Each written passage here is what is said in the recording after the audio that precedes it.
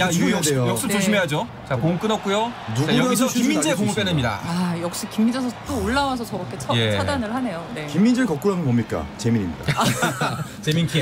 원래 그 이름들이 제자 괜찮습니다. 제자. 꼭 재상제자 쓰시나요? 네, 저 있을 젠데. 아, 그렇군요. 아까 말씀하셨던 전무후무의 후무가 될 것 같다는 느낌이 오늘 중계 방송이.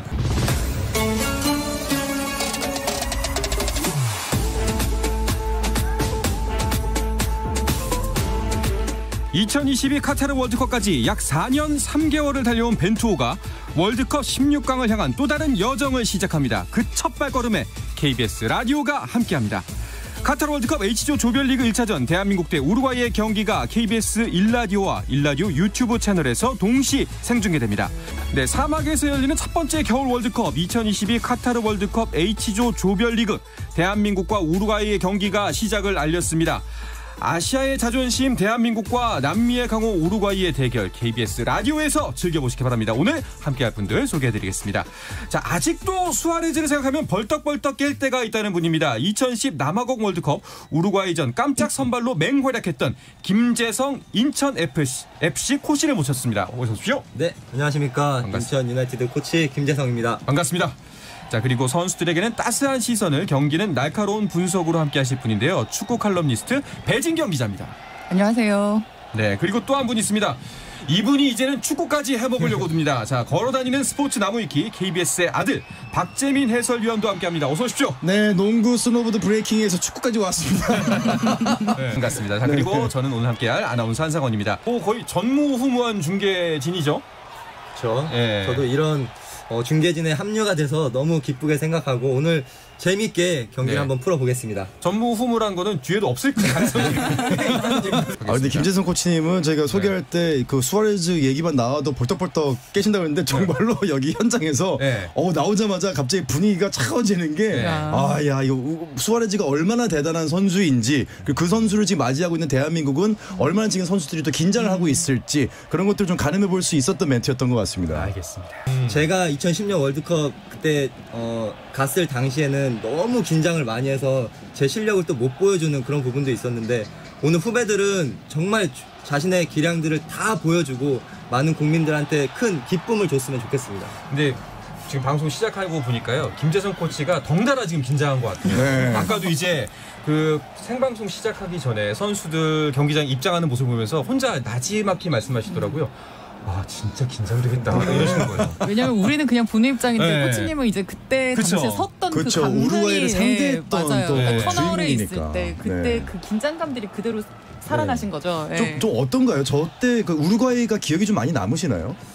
사실 오래전 일이라 그렇게 자세하게 기억은 안 남지만 그래도 최근에 이제 이 경기 때문에 많은 기자분들한테 좀 인터뷰를 했었는데 그러면서 계속 좀 이게 리마인드가 되더라고요. 근데 사실 스튜디오 딱 들어오니까 저도 좀 중압감이 생기고 갑자기 좀 긴장이 막 되고 좀 흥분도 되고 네, 그렇습니다. 알겠습니다. 코치님 그때 그 2010년도에 사실은 그 우리가 생각하는 예상 멤버라고 하기에는 이제 약간 깜짝 선발됐던 상황이었잖아요. 그 우루과이 굉장히 좀 중요한 경기를 앞두고 그 내가 굉장히 중요한 경기에 선발 투입 예고를 받을 때 그럴 때 좀 선수들은 어떤 생각들을 하게 되나요? 오늘 나상호 선수가 지금 그런 입장이거든요. 그렇죠.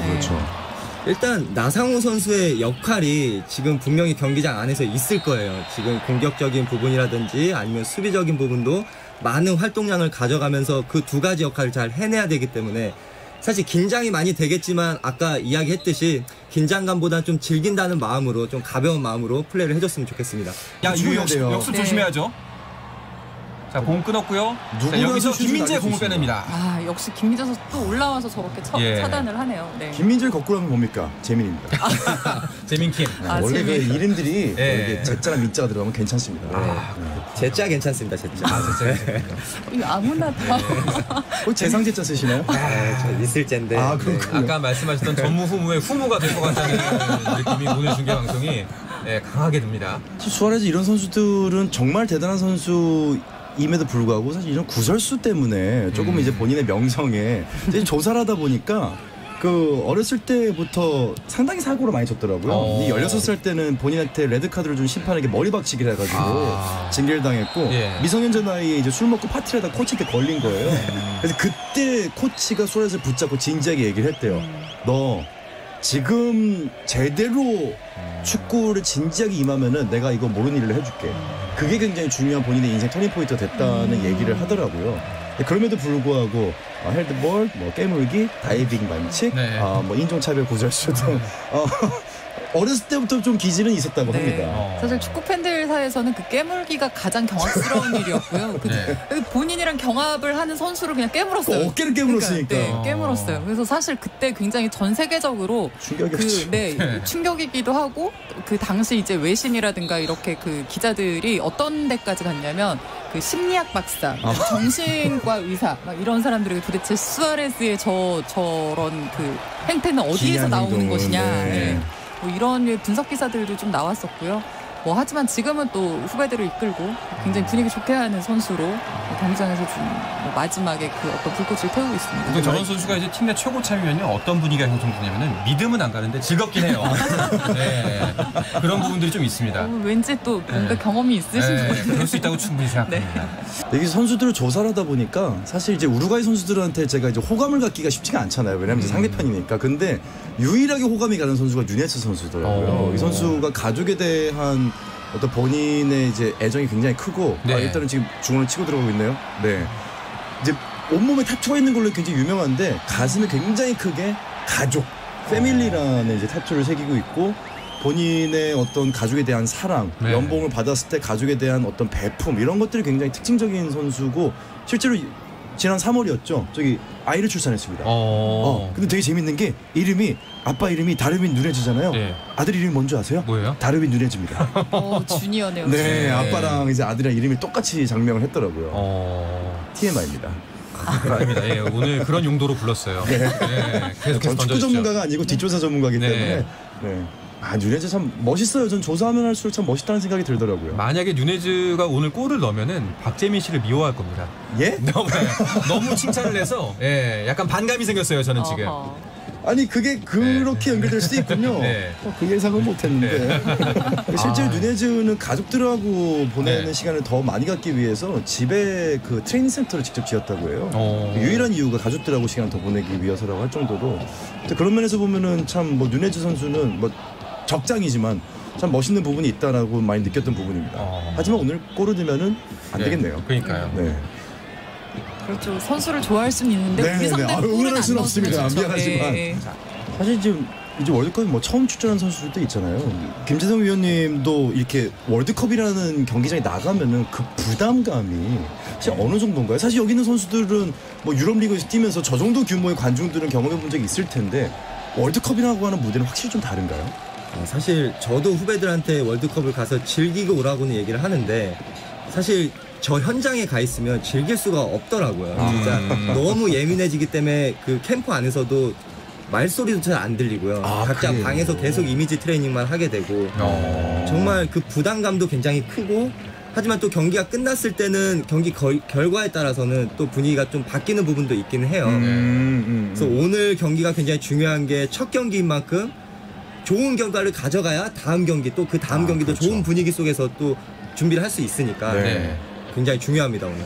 계속해서 실수가 나오네요. 생각을 해보니까 이 우루과이가 남미에선 지금 디에고 알론소 감독이 이제 남미에선을 치르는 중에 사실 부임을 한 감독이거든요. 전임 감독 타바레스가 성적 부진으로 하차를 하고 이 감독이 새로 부임을 하고 이후에 남미에선 4경기를 전승으로 이제 마무리를 하면서 본선에 진출한 팀인데 당시에 상대했던 팀들이 우리처럼 이렇게 압박이 세거나 강한 상대는 아니었던 거예요. 그러니까 아마 지금 우루과이가 그 상대를 했던 그러니까 이후에 디에고 알론소 감독 체제에서 만난 팀들 중에서 우리가 지금 제일 센 팀일 수도 있어요. 그러니까 경험해보지 못한 맛이라는 거죠. 그럴 수 있을 것 같아요. 저는 이 질문도 한번 드려보고 싶어요. 사실 우리가 지금 월드컵을 준비하면서 올해에만 A매치를 꽤 많이 치렀습니다. 그러면서 실망스러운 모습도 솔직히 많이 보였었어요. 그렇죠. 그것과 비교했을 때 오늘 대표팀의 경기 모습은 어떻게 보시나요? 저희가 벤투 감독이 그동안 보여줬던 축구는 전방 압박을 통해서 또 볼을 끊어내고 네. 계속해서 공격적인 축구를 하기를 원했거든요. 하지만 오늘 경기를 제가 지금 이 시간까지 봤을 때는 수비 라인도 살짝 뒤쪽으로 내려와서 기다리는 수비도 잘 하고 있고 수비 상황에서는 수비 4명, 미드필드 4명, 공격수 1선에 있는 공격수 2명까지도 자, 방금 전에 중거리슛. 네, 황인범이죠. 여기서 전반 종료 휘슬이 울렸습니다. 자, 대한민국 0대0. 이제 곧 뭐 간단하게 평을 한다면은 어떻게 한 몇 점 주고 싶으세요? 점수로 이야기하죠. 점수로 저는 한 80점, 90점은 줄 수 있을 것 같아요. 네.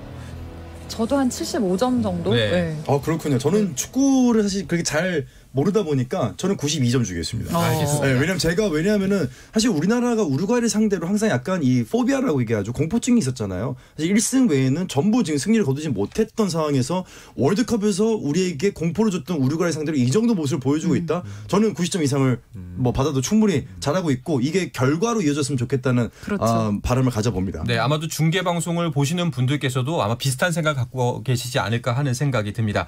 자, 대한민국 대 우루과이의 조별리그 1차전 전반전은 0대0 아직까지 득점이 없이 끝이 났고요. 이제 15분간의 하프타임에 들어갑니다. 저희도 잠시 후에 돌아오겠습니다. 기다리고 또 기다렸던 붉은 전사들이 온다. 4년을 또 기다렸다. 이날만을 기다려왔다. 대한민국 힘내라 용사들아.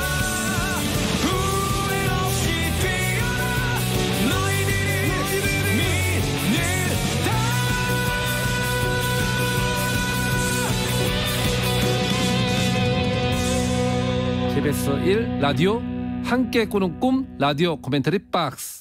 자, 카타르 에듀케이션 시티 스타디움에서 진행 중인 H조 1차전 대한민국과 우루과이의 경기 KBS 1라디오와 1라디오 유튜브 채널에서 동시 생중계되고 있습니다. 그리고 모바일 어플리케이션 콩으로도 청취하실 수 있습니다. 자, 이제 곧 후반전이 시작될 예정인데요. 자, 하프타임 동안 이제 우리가 다시 한번 또 재정비를 하고 나와야 될 것 같습니다. 자, 지금 만약에 전반전 경기를 토대로 봤을 때 하프타임 때 어떤 준비가 가장 필요하다고 보세요? 일단 제가 봤을 때는 지금 나상호 선수의 체력이 지금 어느 정도까지 더 끌고 갈 수 있을지도 굉장히 중요한 부분이고 사실 이제 선수 교체를 후반전은 어느 시점이 됐을 땐 가져가야 되거든요. 그때 이제 스피드가 좋은 정우영 선수라든지 아니면 권창훈 선수까지도 다 투입이 된다고 하면 충분히 저희는 득점을 만들 수 있겠습니다. 네. 박재민 위원도 뭐 다른 종목이긴 하지만 그 하프타임 경험이 좀 많으시잖아요. 그렇죠. 그 하프타임 때 어떤 이야기들을 서로 나누나요? 사실 아까 경기 중에도 얘기했지만은 작전 타이밍이 없는 대표적인 종목이에요. 축구는. 사실 그러다 보니까 저는 이제 선수 생활했던 게 이제 농구 뭐 입장에서 보면은 사실 하프타임 때 많은 얘기를 하진 않아요. 왜냐면 작전 타임이 있기 때문에. 근데 실제로 이거는 저는 좀 물어보고 싶은 게 우리 김재성 위원님이 농구 같은 경우는 사실 특별한 얘기를 하지는 않거든요. 그래서 선수들끼리 얘기를 더 많이 하고 중간중간에 어쨌거나 감독의 지시가 이어질 수 있고 패턴 플레이를 할 수 있는 그런 이제 구다리들이 많기 때문에 사실 특별한 얘기가 하프타임 때 이어지지 않고 우리 선수들이 좀 푹 쉬고 뭐 슈팅 한번 해보고 이런 경우도 많은데 축구는 하프타임 그러니까 감독님을 만날 수 있는 유일한 시간이잖아요. 경기 중간에. 그렇죠. 또 어떻게 이어지나요? 근데 일단 하프타임 15분이 주어지면 한 5분 정도는 그냥 쉽니다. 아무 얘기도 안 하고 감독도 들어와서 자 괜찮아 그냥 쉬어 라고 분위기를 좀 만들어주고 그 이후에 이제 우리가 좀 잘 안 됐던 부분이라든지 후반전을 어떻게 해야 될지를 이제 이야기를 하는 거죠. 그게 10분 동안 그 콤팩트하게 굉장히 막 다 전달을 해야 되잖아요. 그렇죠. 뭐 그런 내용들이 다 압축적으로 다 전달이 되나요? 근데 그렇게 많은 정보를 주기보다는 정말 필요한 정보들 우리가 당장 바꿀 수 있는 것들만 이야기를 하는 거죠. 그때는. 이건 뭐 아마 좀 많은 분들이 궁금해할 수 있는데 혹시 막 혼나거나 이제 고성이 오거나. 김재성 그렇게 할 거야. 김재성 너 뭐 이게. 또 덴투 감독이니까 재성 캠. 근데 제가 느끼기에 지금 전반전의 흐름으로 봤을 때는 그런 이야기는 없었을 것 같고 조금 더 선수들이 집중력을 요구한다든지 아니면 후반전에 우리가 어떻게 하면 좀 더 득점을 만들 수 있을지에 대한 이야기가 좀 있었을 것 같습니다. 자, 지금 전반전 점유율 총계가 나왔습니다. 대한민국이 40 45%, 우루과이가 42%의 점유율을 갖고 간 것으로 나와요. 사실 점유율이 경기의 모든 것은 아닙니다만 그렇죠. 그만큼 공을 오래 갖고 있다는 것은 우리에게 기회가 더 많이 주어진다는 뜻이잖아요. 그렇죠. 예. 그만큼 상대는 득점할 수 있는 시간이 줄어들었다는 거죠. 지금 보면은 이제 모든 공격 지표에서 우리나라가 이제 압도하고 있어요. 패스 숫자, 패스 완성 숫자, 크로스 근데 이런 것들이 다 지금 앞서고 있는데 하나 좀 유의해서 볼 거는 크로스 컴플리티드 그러니까 크로스가 성공이 되는 숫자가 지금 우루과이가 우리나라에 지금 4배에 육박합니다. 성공한 숫자가요? 네, 그 정도로 지금 보면은 얼마나 적은 점유율에도 불구하고 크로스가 들어오는 우루과이 공격이 날카로운지를 좀 볼 수 있는 것 같아요. 네. 그게 사실 우루과이가 제일 무서운 부분이죠. 네. 무서운 지점이죠. 네. 왜냐하면 또 전방에 곧 이제 후반 되면 카바니가 언젠간 들어올 텐데요. 들어오겠죠. 카바니든 수아레스든 누네스든 결정력이 있는 선수들이거든요. 그러니까 그런 질 좋은 크로스가 들어갈 때 마무리할 수 있는 확실한 스트라이커들이 있다는 점에서 좀 확실히 좀 주의를 해야죠. 우리나라가. 네, 정말 뭐 숫자로 봐도 우리가 좀 긍정적으로 볼 부분과 그리고 이제 방심해서는 안 될 부분이 명확하게 드러나는 것 같네요. 말씀을 들어보니까. 네. 자, 과연 이제 후반에 어떤 점이 좀 보완이 된다면은 우리가 승리를 노려볼 수 있을까 하는 점이 있을까요?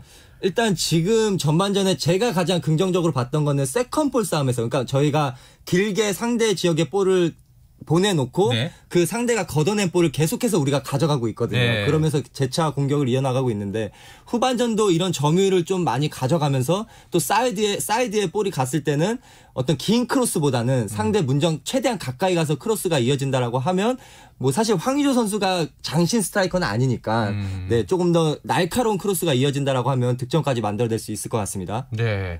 자, 이제 후반전이 곧 시작되려 하고 있습니다. 우리나라 대표팀 선수들은 지금 경기장에 먼저 나가서 이야기를 나누고 있는데 저 순간에는 어떤 이야기를 나누나요?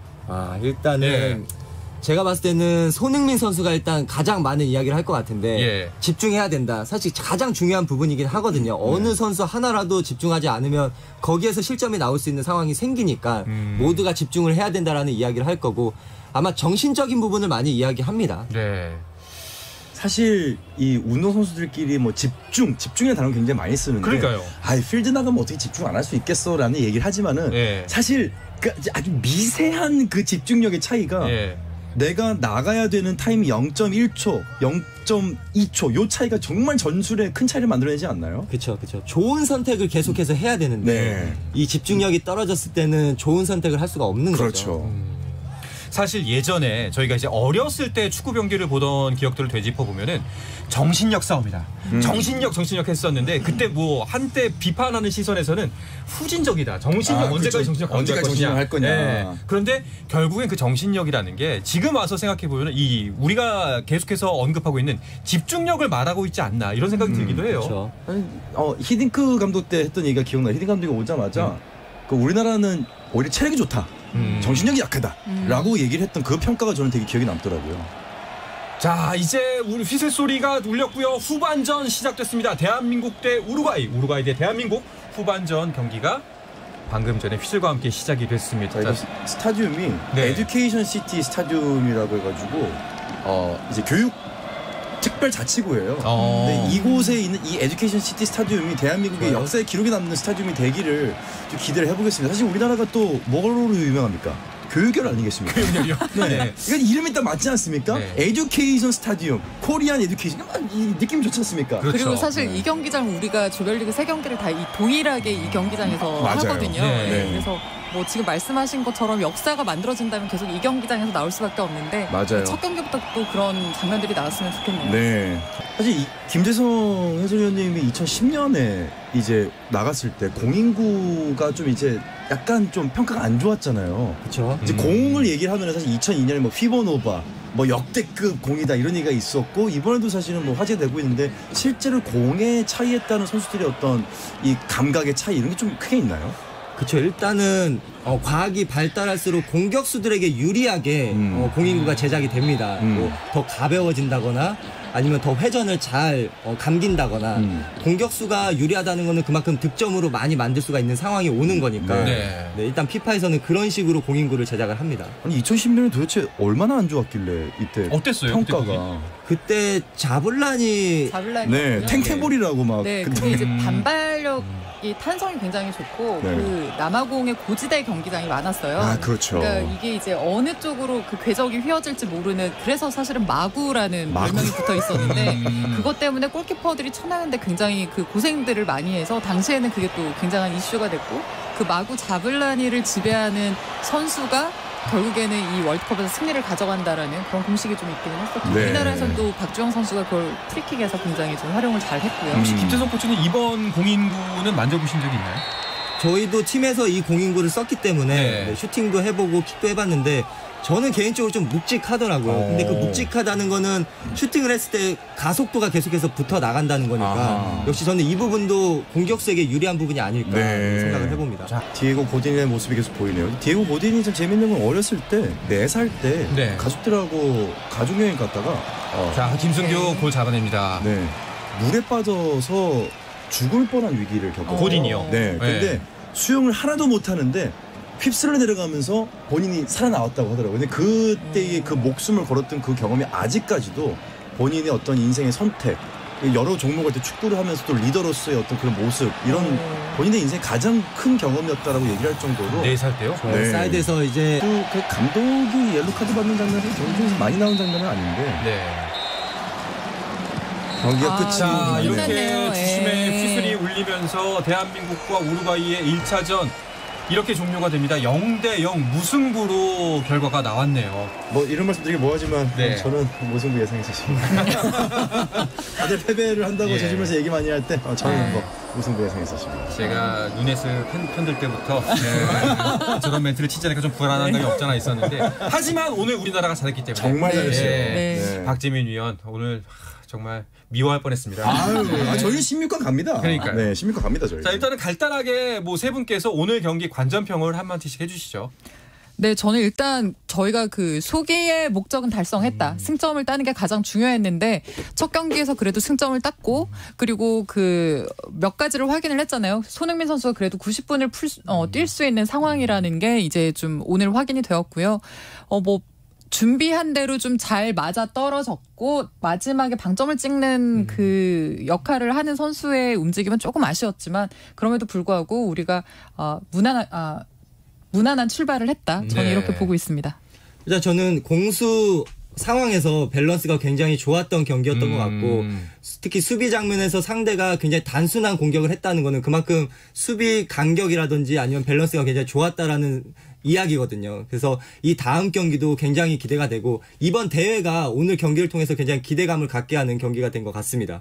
네, 이 우리나라 남자 국가대표팀이 8전 1승 1무 6패입니다. 그 정도로 사실은 우루과이를 상대로 공포감을 가질 수 있었을 텐데 선수들이 그걸 잘 이겨냈고 첫 번째 단추를 잘 끼웠기 때문에 저는 두 번째, 세 번째 단추도 충분히 잘 끼울 수 있다. 우리가 정말로 그토록 원하던 오랜만에 원정에서의 16강 그거 더 좋은 성적도 뭐 기분 좋게 상상해 볼 수 있지 않습니까? 그 기분 좋은 상상의 첫 글자는 잘 써진 것 같습니다. 기분 좋습니다. 제가 오늘 경기 보면 지금 결과를 보면서 든 생각인데 저희가 이제 우리가 2차전에서 가나를 만나잖아요. 우루과이가 포르투갈을 만나는데 우루과이가 정말 사활 걸고 싸워야 되는 경기가 됐습니다. 그렇게 되는 그러니까 거죠. 두 팀이 싸워서 어느 팀이든 피를 봤으면 좋겠어요. 그럼 우리가 굉장히 좀 가는 길이 좀 편해지겠죠. 자, 우루과이와 포르투갈이 좀 많이 부딪혔으면 좋겠고요. 자, 그리고 오늘 이제 우리 경기에 이어서 포르투갈과 가나의 경기도 펼쳐집니다. 이 경기 결과에 따라서도 우리가 어떻게 경기를 펼쳐가야 될지 좀 고민이 될 것 같은데요. 만약에 오늘 보여준 경기 모습을 기반으로 봤을 때 우리가 가나전을 앞두고 어떤 부분을 좀 더 채워가면 좋을까요? 사실 가나가 약팀이라고 저희가 예상을 했지만 최근 평가전에서 굉장히 강한 모습을 보이긴 했거든요. 맞습니다. 하지만 오늘 경기력 또 선수들이 오늘 정신력을 가지고 가나전을 준비를 한다고 하면 저는 충분히 저희가 득점까지도 만들어내면서 좋은 경기 결과를 만들어낼 수 있을 것 같습니다. 어떻게 뭐가 필요하다고 보세요? 저는 일단 회복인 것 같아요. 오늘 정말 많이 뛰었는데 지금 우리가 다음 주 월요일에 우리 시간으로 월요일에 경기를 갔는데요. 그 회복할 수 있는 시간이 조금 빠듯한 편이거든요. 오늘 정말 많이 뛰었고 손흥민 선수 풀타임 뛰었는데 빨리 회복을 해서 또 오늘 같은 경기력 보여줄 수 있는 컨디션 찾았으면 좋겠습니다. 그렇죠. 저도 회복이라고 봅니다. 왜냐하면 일단은 현지 날씨가 굉장히 더워요. 뭐 더울 때는 뭐 40도까지 좀 올라가고 그리고 거기다가 호텔 들어가면 춥거든요. 근데 그런 부분들도 사실 선수들은 민감하게 몸이 반응할 수밖에 없거든요. 어쨌거나 그런 부분에 있어서 회복을 빨리 하고 또는 손흥민 선수 양말이 찢어질 정도로 강한 압박, 뭐 김민재 선수의 어떤 종아리의 어떤 부상 이런 부분들이 있었는데 부상 없이 모든 선수들이 복귀해가지고 2차전에서 더 좋은 모습, 정말로 우리가 원하던 그 승리의 맛을 좀 보여줬으면 좋겠습니다. 네, 저는 딱 한마디만 하자면은 벤투 감독님 그동안 욕하고 의심해서 죄송합니다 라고 마지막 마무리를 하면 좋을 것 같습니다. 아니 그렇게 그러시면 안 되지. 사석에서 좀 그러면 안 돼. 그러니까 믿음을 가졌어야 되는데 말이죠. 안타깝습니다. 자, 오늘 경기 중계하는 내내 문자 이벤트 진행한다고 말씀을 드렸었는데요. 네네. 경기 스코어 맞히신 분, 응원의 메시지, 감동의 메시지 보내신 분, 하지만 득점은 없었기 때문에 득점에 해당되시는 분 없을 텐데 이 부분들은 저희가 그 KBS 1라디오 유튜브 채널 커뮤니티에 문자 이벤트 당첨자 7분을 공지하도록 하겠습니다. 치킨을 보내드리니까요. 이 치킨 받으셔서 다음번 가나전 때 또 저희 다시 한번 또 저희 유튜브 채널에 그리고 또 문자 메시지 참여하셔가지고 꼭 함께 하셨으면 좋겠습니다. 저희도 지금 뭐 치킨 가나요? 아, 그럼요. 예, 하시죠. 지금 참여하시죠. 자, 2020 남아공 월드컵 국가대표이자 인천 FC 코치이신 김재성 해설위원 그리고 축구 칼럼니스트 배진경 기자 그리고 배우 겸 해설위원 KBS의 아들 박재민 씨와 오늘 중계 함께했습니다. 오늘 세 분 함께해 주셔서 정말 감사합니다. 수고하셨습니다. 감사합니다. 대한민국 화이팅! 화이팅! 야, 이거 역습 조심해야죠. 자, 다시 한번 중앙에서 골. 하지만 누가 수비수에 걸리고 맙니다. 이보 잘 막았다. 이거는 김성규 잘 막았어요. 지금 공격 넷. 자, 안쪽으로 하지만 연결이 좋지 않았어요. 자, 우리 여기서 아깝네요. 네, 황의조 선수. 황의조 선수.